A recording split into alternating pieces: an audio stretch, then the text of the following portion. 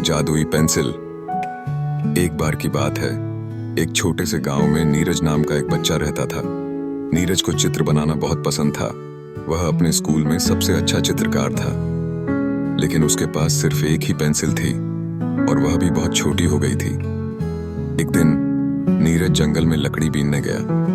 वहां उसे एक बूढ़े बाबा मिले। बाबा ने उसे देखा और पूछा, बेटा, तुम इतने उदास क्यों हो?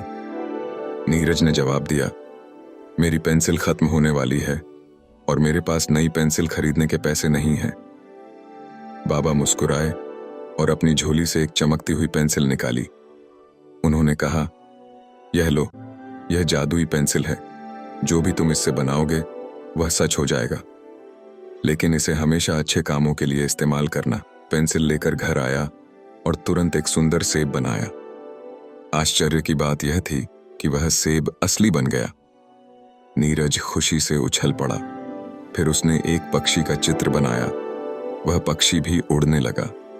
अब नीरज को यकीन हो गया कि पेंसिल वाकई जादुई है। नीरज ने सोचा कि वह इस पेंसिल से अपने गांव के लोगों की मदद करेगा। गांव में एक दिन पानी की कमी हो गई। नीरज ने एक बड़ी नदी का चित्र बनाया और वहां सच में एक नदी बहने लगी। फिर उसने गरीब बच्चों के लिए किताबें और कपड़े बनाए। सब नीरज की तारीफ करने लगे। एक दिन गांव के एक लालची आदमी ने नीरज से पेंसिल छीन ली।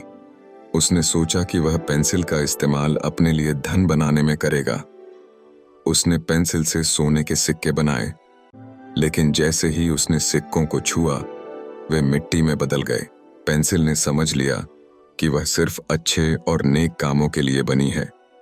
वह लालची आदमी के हाथों से गायब होकर वापस नीरज के पास आ गई। नीरज ने बाबा का धन्यवाद किया और वादा किया कि वह हमेशा पेंसिल का इस्तेमाल दूसरों की भलाई के लिए करेगा। सीख: जादू या शक्ति का उपयोग हमेशा अच्छे कामों और दूसरों की मदद के लिए करना चाहिए। स्वार्थ और लालच से कभी खुशी नहीं मिलती।